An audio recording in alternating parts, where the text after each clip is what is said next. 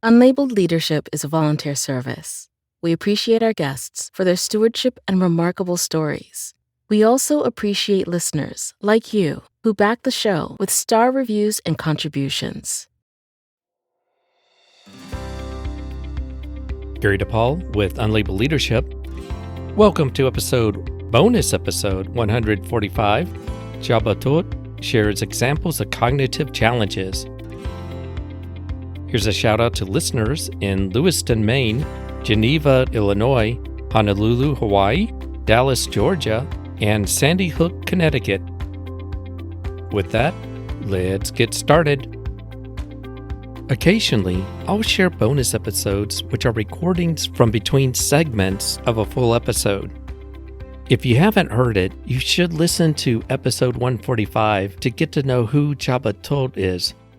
Csaba is the founder and owner of ICQ Global and the author of a book I'm reading right now, Uncommon Sense in Unusual Times. Well worth reading. I highly recommend it. What you're about to listen to are 3 segments that get to this underlying theme about the way we think can interfere with how we understand one another. Part 1. The unglamorous side of entrepreneurs, coaches, therapists, and athletes. Whether leadership or technical functional, there's a lot that goes into developing expertise. In this part, Csaba and I talk about this phenomenon. To begin, here's Csaba. Sometimes when I do workshop, people think, oh, you studied a lot. Well, yes, but I made even more mistakes.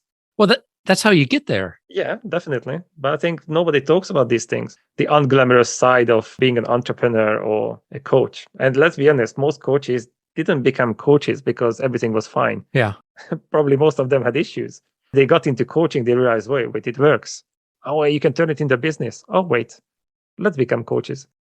That's how a lot of people become therapists is They struggled with something or they become advocates for a population, like transgender people because they've struggled in this area.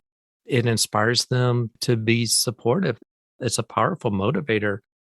Absolutely. And it's hard to feel empathy towards the ones who have a problem that we never experienced. We can feel sorry for those people, but we never understand it completely unless we go through the same thing. Yes. And that is so true. I mean, going back to the entrepreneur, well, not just an entrepreneur, an athlete, you don't see all the struggles. You don't see the breaks. You don't see the getting up at 5 a.m. to practice repetitive foundational moves to make it look seamless when you're in the spotlight. People see the spotlight and they don't understand all the setbacks that happen for that person to achieve to that level. Because that's not glamorous. We just see the overnight success, not the 14 years before that. It's sad but true. Part 2. Gary's hero is Daryl Davis. Daryl Davis is someone who I greatly admire. I write about him in my book, What the Heck is Leadership and Why Should I Care?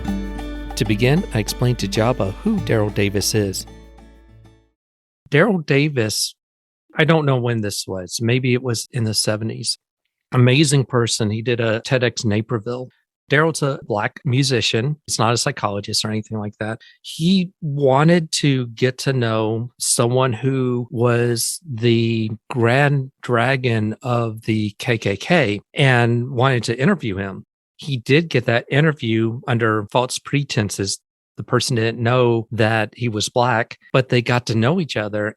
Daryl actually went to Klan meetings. He listened to what they had to say. He did not challenge them. They eventually became, in his words, the best of friends. That Klansman gave Daryl his Klan's robes that he wore and quit the Klan. Over the years, he has made friends with several members of the Klan who have left that organization because of their relationship with Daryl Davis. This is where you're just what you were saying earlier about putting your certainty or how you view certainty with something external. It seems that Daryl, in his unique way, helped these people internalize and help them with their fragility with how they view other cultures, other races. I think I saw a documentary about him. I just couldn't remember the name. And I remember even the picture that he's got the ID card. Yeah. And I think there was a conversation in a dining room somewhere. That's exactly the same topic, that often those people believe that they are not white, so they are bad. And then they find all the information confirming that fact. As soon as you get to know someone and you realize that, wait, maybe it's not true, then it can change. But it doesn't happen if you just go against them. You say that you are racist, so you're a bad person, because you just confirm that, yeah, you are against us. That's the difficult part. But once you get to know people, it is easier. That's how we can bridge that gap. I think that's what he was very good at doing. There was a undercover CIA agent, I think, in the US, who said that even the terrorists think that they are the good guys. That makes sense. It was such an amazing sentence. And once you find out why they do what they do, often it's hard to argue with that. It doesn't justify it, but you understand why they are so angry. Maybe that's why some people say that if you know people who are ingrained in a political perspective different from yours, one of the best things you could do is listen, talk about some of the commonalities and get to know them, for them to see that, like you said a little bit ago, to get them to question their perspective isn't as accurate, because when you're listening and interacting with this person, you're showing them that you're not all the things that they think you are. It enables some seeds of doubt and looking at things in a different way, but doing so in a way that is non-threatening. I think the keywords are really important, that you talk about doubt and being wrong and things like that. And those are kind of scary things. I would rather find out if I can see the situation even more clearly. That's a much more positive approach. When was the last time that, for example, you heard two people talk about politics, people who voted for different presidents, and then they were really interested in understanding the other person? Or instead of that, they just wanted to go for blood and then prove them wrong. But what about? What about? They never find a common ground. And to make it worse, nowadays, you don't even know what is really true and what is not. Before, at least, it was easier to find a common ground because most of the things were based on facts. And now, I think with the development of technology, soon we have no idea. If you watch a video, you think it's real. It used to be real. Now, with the deepfake, you don't know. Give it a few years and it's identical. And with social media, when you're receiving the same message over and over and over again, you begin to believe that it's true, whether it's true or not. Especially with the Cambridge Analytica scandal, that they could profile people, they knew the trigger point, and then the people thought that they were the champions of justice and they knew the truth and they had the freedom of choice. In reality, no, they were manipulated. That is scary. Yeah. So our topic is exactly like that. The more you understand yourself, the more you understand other people, the more successful you can be. For example, I wrote an article about this and the title was something about the two questions. And so far, nobody could say yes to both of them. The first question was, can you disagree with someone without feeling that you are more or less than them?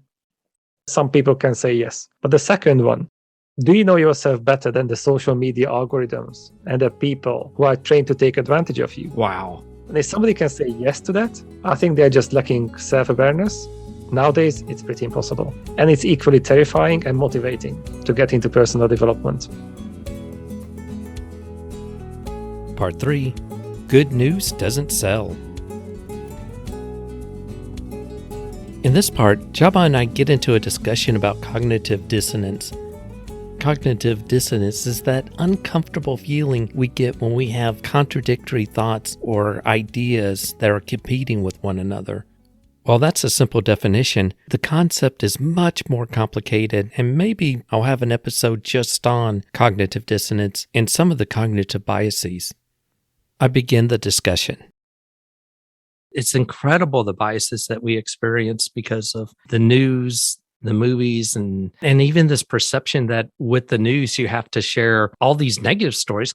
The perception is that's what sells versus sharing all the good that goes on. And it would be interesting to see if there's a news channel that actually focused on more on the positive. What an amazing thing that would be. An experiment too. I think that would be a sales channel, not news channel, because probably that's what people do. But learning is emotional, and fear is the strongest emotion. So that's why they use that, because that generates attention, and attention is a currency, and drama is a machine to generate it. Good news doesn't sell. Yeah. I don't know if this is the right word. What do you think? It's addictive? I mean, it's addictive because you learn about the news, you learn about the potential threats.